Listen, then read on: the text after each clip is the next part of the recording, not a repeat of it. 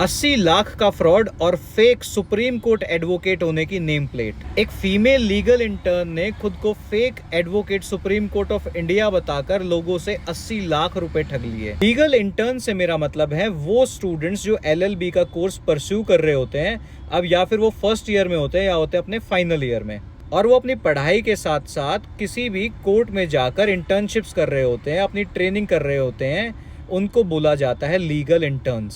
ये काफी रीसेंट और काफी ही डिस्कस होने वाला मामला है जो गुजरात हाई कोर्ट में अप्रैल 2026 में सामने आया है। इस केस ने पूरे ही लीगल सिस्टम को हिलाकर रख दिया, क्योंकि ये सिर्फ एक स्टूडेंट की गलती नहीं है बल्कि एक बड़ा फ्रॉड भी है। चलो सबसे पहले जानते हैं कौन है ये फीमेल लीगल इंटर्न।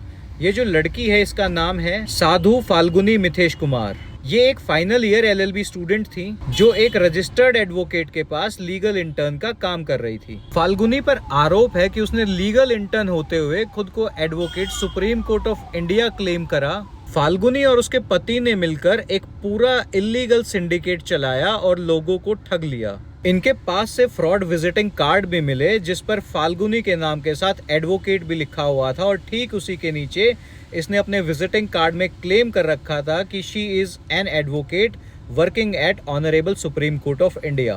प्रोसिक्यूशन के मुताबिक इस लड़की ने लोगों से लगभग 80 लाख रुपया लूट लिया था और साथ में क्लेम कर रही थी कि मैं आपको लीगल रिलीफ दिलवा दूंगी। पुलिस रेड में इन दोनों के पास से बहुत ही सारे इनक्रिमिनेटिंग मटेरियल्स भी मिले हैं, जैसे कि बार काउंसिल ऑफ गुजरात का fake ID card, fake enrolment certificate और फेक विजिटिंग कार्ड्स। और इसके घर के बाहर जो नेम प्लेट थी उस पर इसके नाम के साथ सुप्रीम कोर्ट ऑफ इंडिया भी बड़े सुनहरे अक्षरों में लिखा गया था। और उसके पास से कई पुलिस स्टेशंस की फेक रबर सील्स, नोटेरियल सील और केस रजिस्टर्स तक मिले हैं।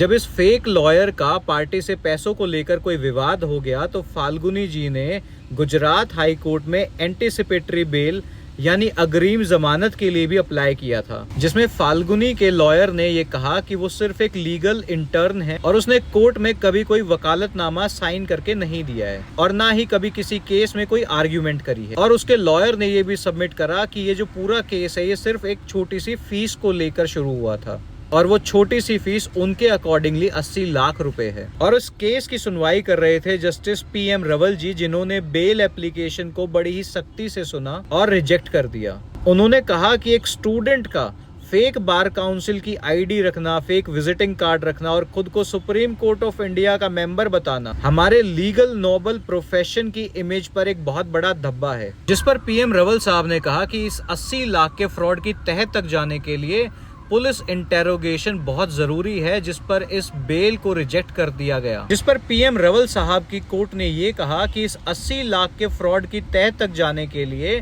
जो कस्टोडियल इंटेरोगेशन है वो बहुत जरूरी है, यानी पुलिस के द्वारा जो पूछताछ है कस्टडी में होने के बाद वो बहुत ही ज्यादा इम्पोर्टेंट है, और इसीलिए इस जूनियर इंटर्न की बेल को भी कैंसिल कर दिया गया। इस पूरे मामले में फाल्गुनी की बेल को कैंसिल करने का एक इम्पोर्टेंट मैसेज ये है कि कोर्ट ने उसे किसी भी तरीके का रिलीफ देने से सख्त मना कर दिया है, और साथ ही ये भी ऑब्जर्व किया है कि जो ऐसी एक्टिविटीज है वो पूरे जुडिशियल सिस्टम के लिए खतरा है। जब एक फेक लॉयर कोर्ट के प्रोसीजर्स में इन्वॉल्व होता है तो उसके बेसिस पर दिए गए पुराने ऑर्डर्स या पुराने रिलीफ को कोर्ट इनवैलिड मानकर कैंसिल कर देती है, जैसा कि रिसेंटली एक और राजस्थान वाले केस में हुआ था।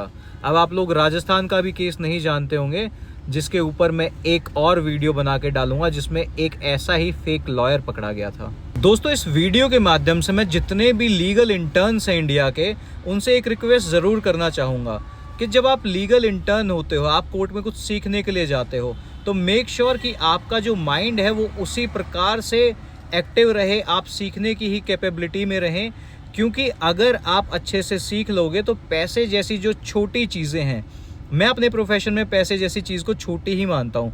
रीज़न बीइंग कि किसी की मदद करना, जो एक ऑलरेडी एक लीगल सिस्टम में लोग परेशान हैं, सोसाइटी में अपने गली मोहल्ले से परेशान हुए हैं, पुलिस वालों से परेशान हुए हैं, सोसाइटी से परेशान हुए हैं, किसी एजेंसी से परेशान हुए हैं, उसके बाद वो कोर्ट जाते हैं।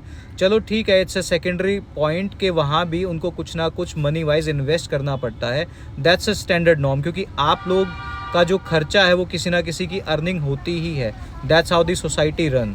बट अपार्ट फ्रॉम दैट आपको सीखने के माध्यम से ही जो है आपकी प्रैक्टिस को अच्छा बनाना है, ना कि उसमें कोई चेंजेस लाने हैं और हमारे प्यारे जुडिशियल सिस्टम में कोई छेद करने की कोशिश करनी है। So keep learning good, work hard, और पैसा तो आपके पास ऑटोमेटिकली आएगा, चाहे आप कुछ भी क्यों ना कर रहे हैं।